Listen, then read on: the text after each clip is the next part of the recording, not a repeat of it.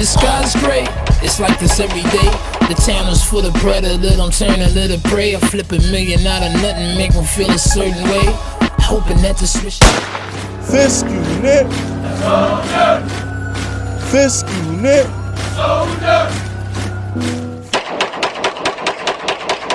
What's good, y'all? Fist Vegas, the hardest voice of sports. Go ahead, hit that like button and subscribe to the Fist Schooner while you at it. Y'all know what time it is. If you ain't with it, you best get with it. Now let's rock. So check this out.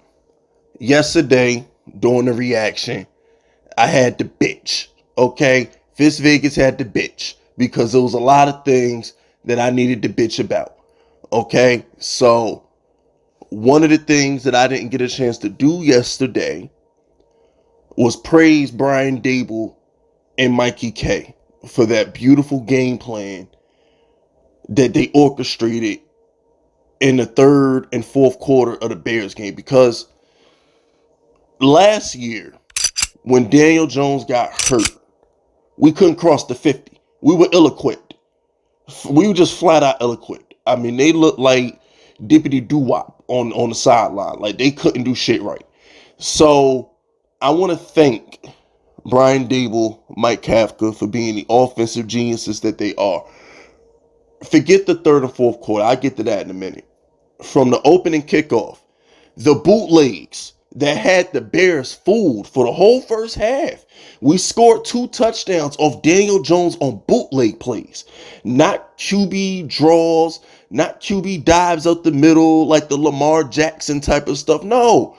Old school 1980s Joe Montana type QB bootlegs. Some John Elway stuff right here. You know what I'm saying? Just run it back, fake that way, quarterback go that way. If they dumb, run. If they, you know what I'm saying? If they chase you, throw the ball. It was so simple, but it was so effective. That's great game planning. That's great coaching.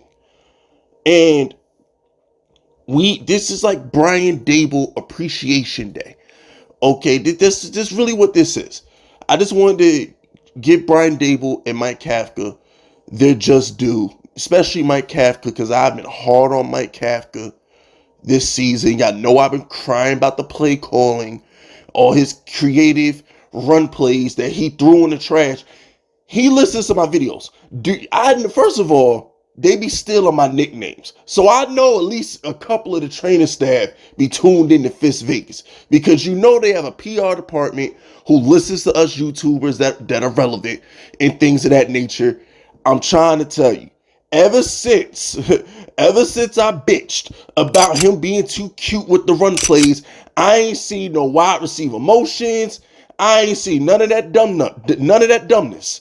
All right, it's affirmation. Single back, Saquon take the ball. We ain't got cute in 3 weeks. Okay, don't tell me they're not listening to Big Fist. Mike Kafka said, okay, all right, the Big Fist is right. I'm doing too much. I don't need to do 2 wide receiver motions. I don't need to fake the wide receiver handoff the hand of the Saquon Barkley. Number 26 is an android, a beast, a man-child, a Halloween character. Let me give him the ball and let him do what he does. And that's what Mike Kafka's done. And notice the run game has been better for it. So shout out to Mike Kafka for keeping it simple. Keep it simple. And it's working. So, shout out to Mike Kafka. And here's the thing too, fellas. We lost Daniel Jones, right? Notice we went to the shotgun sets as soon as he got hurt, right? We went to the Tyrod Taylor offense because Daniel Jones was under center all game. He lined up his shotgun like 5 times. The minute he got hurt, basically all of Tyrod Taylor was shotgun sets. And it was to fit his offense because Tyrod Taylor is really a running quarterback. Daniel Jones is he's like Andrew Luck. All right, he's very Andrew Luckish. What I mean is Andrew Luck could run, but he would prefer to sit in the pocket and throw a dart. And that's Daniel Jones. This is the first year out of 4 years with Daniel Jones we've really seen him run around. You know what I'm saying? He likes to throw the ball in the pocket, but his receivers they're garbage and it can't get open. So he's got to run around and do things. But he switches the offense to Tyrod Taylor. And my man Tyrod didn't have a fuck to give yesterday. Tyrod had a whole highlight reel in like 10 plays, bro. I mean, he had the John Elway helicopter spin. He had the Barry Sanders spin move in the backfield on Roquan. He bombed it to Slayton. I mean, my man Tyrod just came in there with that, like, he didn't give a fuck, bro. You would think Tyrod was playing for a contract or something, bro. He had some pussy in the stands, so you can't tell me Tyrod ain't have a bad bitch in the stands watching him. He was ready to let it go yesterday, man. Shout out to Tyrod, bro. Tyrod went up. He went up a notch in my book, bro. I ain't gonna lie. Tyrod, like, that was like the most exciting 8 minutes we've had in a minute. But then he got hurt. And when Tyrod got hurt, the coaching staff went into their bag. They went into their bag, people. We wildcatted effectively. We ain't just wildcat just to do it. We wildcat and we wildcatted effectively. If this was Bill Belichick, they'd be sucking his dick. I'm sorry. If this is Bill Belichick, they will be talking about like the genius of Bill Belichick. He practices everything. He's fortune teller Bill. He sees the future. He has his team prepared for everything and all this other, stuff. Daboll really had a wildcat offense on deck. They broke glass, pushed the red button, broke out the wildcat, and moved the ball. They did more in a quarter without Daniel Jones than Garrett, Freddie Kitchens, and Judge did in 6 weeks. Last year without Daniel Jones, we resorted to QB sneaks. This year without Daniel Jones, we said, fuck it, Saquon, you quarterback. You know what I'm saying? So, like, we finally got a smart coaching staff, man. Like, the offensive play calling versus Dallas was creative. There was a lot of creative tight end screens, a lot of good crossing plays they ran. It's just, wait till we get some wide receivers, man. Wait till 89 get healthy. Wait till Wandale get on the field, man. Wait till, we go save DJ Moore from Baker Mayfield. Just wait. Something gonna happen.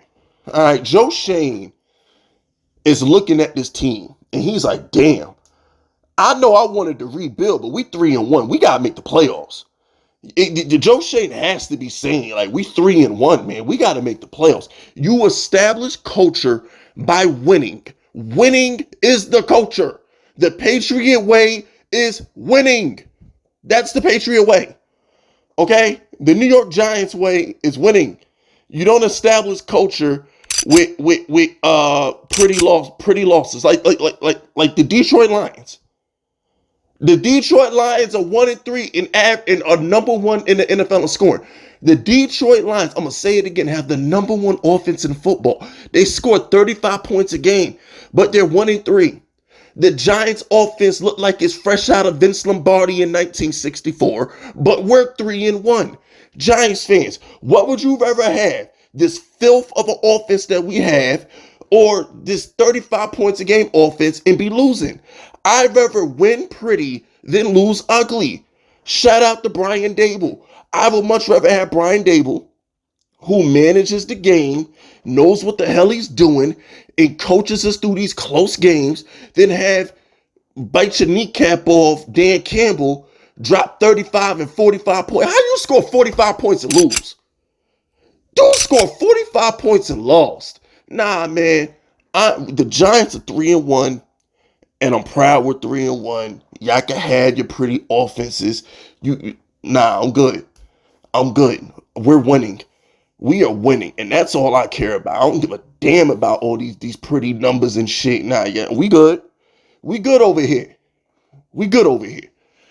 But thank you, Daboll. Big Dick Daboll. Big Dick Daboll walk around with a long stick. Pause. You know what I'm saying? Joe Judge had baby nuts. You know what I'm saying? Joe Judge was punting in field goal range and shit. My man Big Dick Daboll go for 2 for the win. He put Saquon at quarterback. Like it's a different ball game. But anyway, that's it. That's all. Subscribe to the unit if you're rocking with me. My name is Fist Vegas, and I approve this message.